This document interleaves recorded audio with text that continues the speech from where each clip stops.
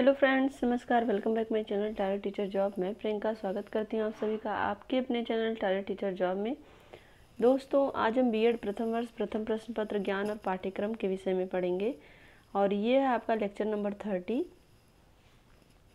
दोस्तों, इसके पहले हम प्रयोजनवाद के उद्देश्य और प्रयोजनवाद के पाठ्यक्रम, प्रयोजनवाद की शिक्षण विधियाँ, इन सब के विषय में पढ़ चुके हैं। आज हम देखेंगे प्रयोजनवाद में शिक्षक, शिक्षार्थी, अनुशासन और विद्यालय के विषय में। तो चलिए देखते हैं प्रयोजनवाद और शिक्षक।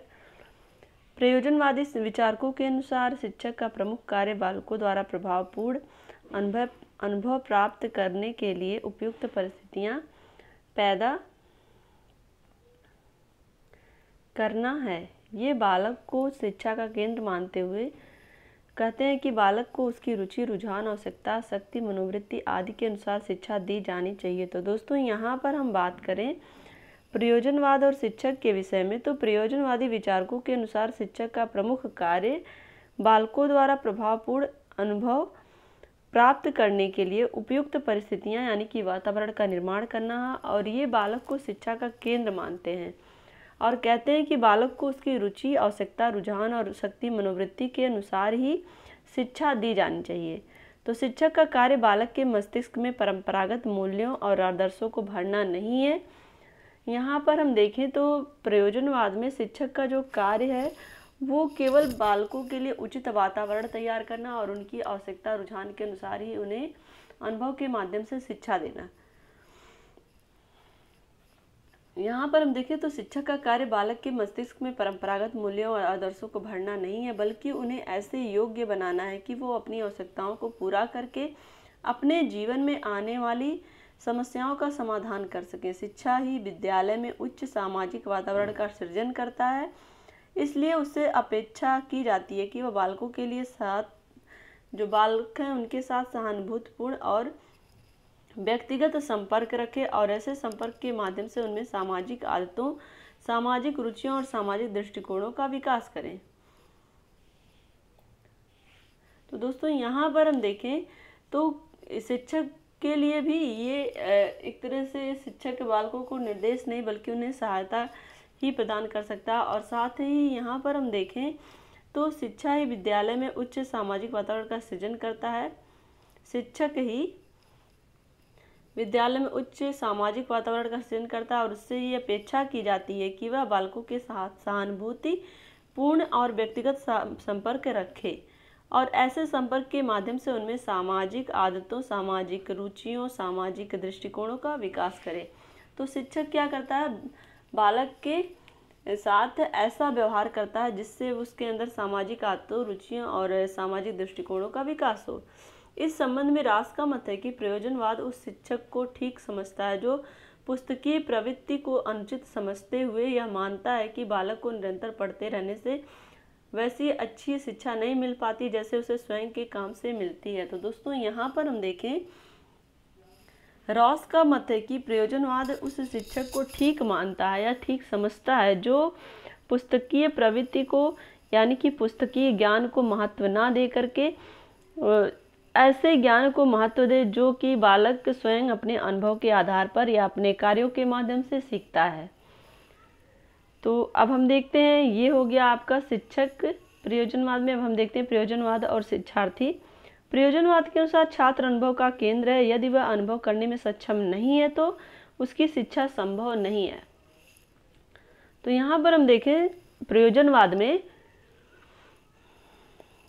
छात्र अपने अनुभव के माध्यम से ही शिक्षा ग्रहण करता है। यदि वो अनुभव ग्रहण करने में सक्षम नहीं है तो कहीं ना कहीं वो उसकी शिक्षा के लिए बाधक है। ये बालक को शिक्षा का केंद्र मानते हुए ये कहते हैं कि बालक को उसकी रुचि, रुझान, आवश्यकता, योग्यता और मनोवृत्ति के अनुसार शिक्षा देनी चाहिए और जिसका परिणाम यह होगा कि बालक अपनी योग्यता के अनुसार अपनी व्यक्तिगत विकास करते हुए समाज को अधिकतम सहयोग प्रदान कर सकेगा। तो दोस्तों, यहाँ पर हम देखें बालक के अनुभव के आधार पर एक तरह से उसके लिए स्वतंत्र वातावरण का निर्माण करते हुए उसकी रुचि, रुझान और आवश्यकता के अनुसार ही शिक्षा देने की बात कही गई है, जिससे कि बालक अपने अपना जो व्यक्तित्व है वो विकास करे और समाज को अधिकतम सहयोग प्रदान कर पाए। यहाँ पे हम देखेंगे जॉन डीवी के अनुसार बालक की वास्तविक शिक्षा तब होती है जब सामाजिक परिस्थितियों की चुनौतियों के कारण उसकी शक्तियाँ बाहर आती हैं। तो दोस्तों यहाँ पर जॉन डीवी का कथन क्या है कि बालक की वास्तविक परीक्षा या कह सकते हैं बालक की वास्तविक शिक्षा तब होती है जब सामाजिक परिस्थितियाँ के चुनौती के कारण उसकी शक्तियाँ, जो भी शक्तियाँ हैं सामाजिक पर, इस तरह से मतलब यहाँ पर वातावरण क्रिएट करने की बात की जा रही है, जो समाज से वातावरण उससे मिले हुए हैं, तो उनमें जो परिस्थितियाँ उत्पन्न हो रही हैं उन परिस्थितियों के से चुनौती के रूप में वो स्वीकार करे और उसका अपने व्यक्तित्व के विकास में डटकर आगे बढ़े। और इसलिए प्रयोजनवादी नई परिस्थितियों और वातावरण का सामना करने के लिए प्रयोगों द्वारा बालकों के उद्देश्यों की प्राप्ति की ओर प्रेरित करते हैं। इस संबंध में रास महोदय का मत है कि यह प्रयोजनवाद प्रचंड मानवतावादी है। प्रयोजनवाद के लिए सब बातों का पैमाना मनुष्य है और अपने विकास के वर्षों में सब शिक्षा संबंधी बातों का पैमाना बालक है। तो दोस्तों यहाँ पर हम देखें, प्रयोजनवादी सब बातों का पैमाना मनुष्य को ही मानते हैं और एक बालक के लिए विकास के वर्षों में सब शिक्षा संबंधी बातों का पैमाना बालक को ही रखा जाता है। इस प्रकार प्रयोजनवादी बालक की शिक्षा का मुख्य केंद्र मानते हुए उसको, तो यहाँ पर प्रयोजनवादी जो है बालक को शिक्षा का मुख्य केंद्र किसको मानते हैं, यहाँ पे बालक को मानते हैं। तो यहाँ पर हम देखें जो शिक्षा की प्रक्रिया होती है उसमें शिक्षक, शिक्षार्थी और पाठ्यक्रम मेन होते हैं, लेकिन यहाँ पर सबसे मेन क्या रखा गया है, बालक को रखा गया है। तो बालक के रुचि, रुझान, आवश्यकता, योग्यता आदि के अनुसार ही अनुभव के माध्यम से स्वानुभव, बालक का स्वयं का अनुभव के द्वारा उनके विकास पर बल दिया जाता है। अब हम देखते हैं प्रयोजनवाद और विद्यालय।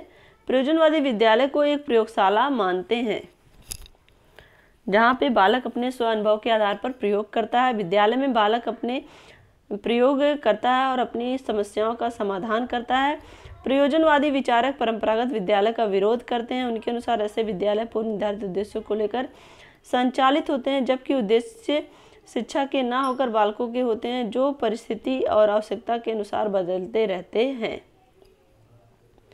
तो दोस्तों यहाँ पर हम देखें बालकों के लिए शिक्षा का जो उद्देश्य होता है उसे निर्धारित किया जाता है और साथ ही यहाँ पर शिक्षा जो उद्देश्य होता है वो शिक्षा के ना होकर बल्कि बालकों के होते हैं, जो परिस्थिति और आवश्यकता के अनुसार बदलते रहते हैं। तो जो बालक के लिए शिक्षा के उद्देश्य उसी को ज़्यादा महत्व दिया जाता है, ना कि इस विद्यालय के लिए शिक्षा की जो महत्व है वो उतना नहीं आंका जाता है कहीं ना कहीं।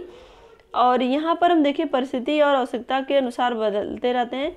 जो बालक के उद्देश्य हैं वो परिस्थिति और आवश्यकता के अनुसार बदलते हैं और बालक विद्यालय में रहकर नित्य नए प्रयोग यहाँ पर देखें करते हुए उसे सामाजिक जीवन में आने वाली व्यवहारिक समस्याओं के समाधान में लगाता है। तो दोस्तों यहाँ पर हम देखें किस तरह से बालक अपने स्व अनुभव के आधार पर प्रयोगों के माध्यम से, और ये प्रयोग वो कहाँ पे करता है, विद्यालय में करता है, और वो अपने जो व्यवहारिक समस्याएं हैं उसका समाधान भी कर लेता है। इस प्रकार विद्यालय भी एक छोटा सा समाज बन जाता है। डीवी ने तो विद्यालय को समाज का लघु रूप स्वीकार भी किया है। उनके अनुसार विद्यालय में बालक को सामाजिक जीवन के अनुभव को प्राप्त करने का अवसर मिलता है। उनके अनुसार वह शिक्षा ही है जो अपने सदस्यों की शिक्षा के लिए, यहाँ पर हम देखें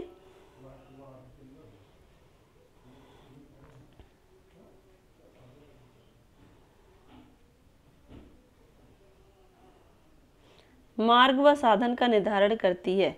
तो यहाँ पर हम देखें किस तरह से विद्यालय जो है बालकों के लिए एक तरह से जो बालक के उद्देश्य हैं उसे पूरा करने के लिए उनके स्व अनुभव के आधार पर प्रयोगों के माध्यम से एक उचित वातावरण मिलता है उन्हें अपने शिक्षक के माध्यम से विद्यालय में, और इस प्रकार प्रयोजनवादी बालकों को कृत्रिमता से दूर रखकर अपने जीवन से संबंधित समस्याओं का हल करने का अवसर प्रदान करने की बात करते हैं। अब हम देखते हैं प्रयोजनवाद और अनुशासन। प्रयोजनवाद सामाजिक अनुशासन पर बल देता है। उनके अनुसार विद्यालय की स्वतंत्रता, स्वोद्देश्य, स्वाभाविक एवं सामूहिक क्रियाएं द्वारा सामाजिक अनुशासन भली भांति अपने आप को अनुशासित करने में समर्थ हो सकता है। तो दोस्तों एक तरह से यहाँ पर हम देखें, जो भी सामाजिक अनुशासन है उसके लिए विद्यालय की स्वतंत्रता, स्वोद्देश्य, स्वाभाविक और सामुदायिक क्रियाएं द्वारा सामाजिक अनुशासन को भली भांति अपने आप को अनुशासित करने में समर्थ हो जाता है। तो कहीं ना कहीं वो विद्यालय में रहकर स्व अनुशासन सीखता है, वो सामाजिक बातों से खुद को अनुशासित करता है, जो भी अच्छी बुरी चीज़ें रहती हैं वो उनको समझता सोचता है। तो प्रयोजनवादी दमनात्मक और तथा प्रभावात्मक अनुशासन में विश्वास नहीं करते हैं, वे मुक्त्यात्मक अनुशासन का सीमित रूप से समर्थन करते हैं। इनका विश्वास है कि यदि बालकों के लिए उनकी रुचि, रुझान और आवश्यकता के अनुसार शिक्षा की व्यवस्था की जाए तो अनुशासन की समस्या उत्पन्न नहीं होगी। तो दोस्तों यहाँ पर हम देखें, बालक जब उनकी आवश्यकता, रुझान और रुचि के अनुसार ही सारी चीज़ें व्यवस्थित होंगी तो यहाँ पर अनुशासन की समस्या नहीं उत्पन्न होगी। ये प्रयोजनवादियों का कथन है कि यहाँ पर हम देखें, जॉन डीवी के अनुसार अनुशासन का अर्थ है तुरंत कार्य करने की शक्ति, किए गए काम को करने के लिए प्राप्त साधनों पर अधिकार, यह जानना कि व्यक्ति को क्या करना है तथा उनके करने के लिए तुरंत। यहाँ पर हम देखें, जॉन डीवी के अनुसार अनुशासन का अर्थ है तुरंत कार्य करने की शक्ति, किए गए काम को पूरा करने के लिए प्राप्त साधनों पर अधिकार। जो भी साधन है कार्य करने के लिए उनको वो उन साधनों पर अधिकार करते हुए तुरंत उस कार्य को करने के लिए शक्ति इकट्ठा करना, और साथ ही यह जानना कि व्यक्ति को क्या करना है तथा उनके करने के लिए तुरंत प्रवृत्त होना तथा उसे आवश्यक साधनों से करना अनुशासित होता है। इस प्रकार अनुशासन की स्थापना के लिए प्रयोजनवादी बालकों की रुचियों और क्रियाओं पर बल देते हैं। तो दोस्तों यहाँ पर जिस तरह से स्व अनुभव के आधार पर शिक्षा बालक प्राप्त करता है, वैसे ही स्व अनुशासित होने की भी बात कही गई है। वो अपने कार्यों के माध्यम से और जो भी साधन है उनके माध्यम से स्व अनुशासन होने की बात कही गई है। उनका मत है कि क्रियाएं सहयोगी और सामाजिक होनी चाहिए। इस प्रकार की क्रियाएं अनुशासन को जन्म देती हैं। तो यहाँ पर हम देखें, क्रियाएं जो भी बालक क्रिया कर रहा है स्व अनुभव के आधार पर, वो सहयोगी होनी चाहिए और सामाजिक होनी चाहिए। समाज में रहकर करेगा और सहयोग से करेगा तो वो एक तरह से खुद के ऊपर उसकी एक अपनी उत्तरदायित्व होगा, अपनी एक जिम्मेदारी होगी, तो उस जिम्मेदारी के माध्यम से वो स्व अनुशासित होगा। और यहाँ पर हम देखें, इसलिए बालक को विद्यालयी वातावरण में उसकी रुचियों के अनुसार स्वतंत्रतापूर्वक सामूहिक एवं स्वोद्देश्य क्रियाएं करने के लिए अधिक से अधिक अवसर दिए जाने चाहिए। इससे उसमें स्वतः अनुशासन की भावना उत्पन्न होगी। तो दोस्तों यहाँ पर हम देखें कि बालक जब स्व अनुभव के आधार पर सामाजिक और सामूहिक वातावरण में शिक्षा प्राप्त करेगा तो उसके अंदर स्व अनुभव आएगा। स्व अनुभव के साथ साथ वो स्व अनुशासन भी सीखेगा। तो इस तरह से हम कह सकते हैं कि जो प्रयोजनवादी हैं वो दमनात्मक अनुशासन पर विश्वास नहीं करते हैं, बल्कि बालक के स्व अनुशासन पर ही विश्वास करते हैं। तो दोस्तों आज के लिए बस इतना ही। अगले वीडियो में हम देखेंगे प्रयोजनवादी शिक्षा की प्रमुख विशेषताएं, और इसी तरह से आप अपनी पढ़ाई जारी रखिए और हम आपके लिए रोज़ नई नई वीडियोज़ लाते रहते हैं।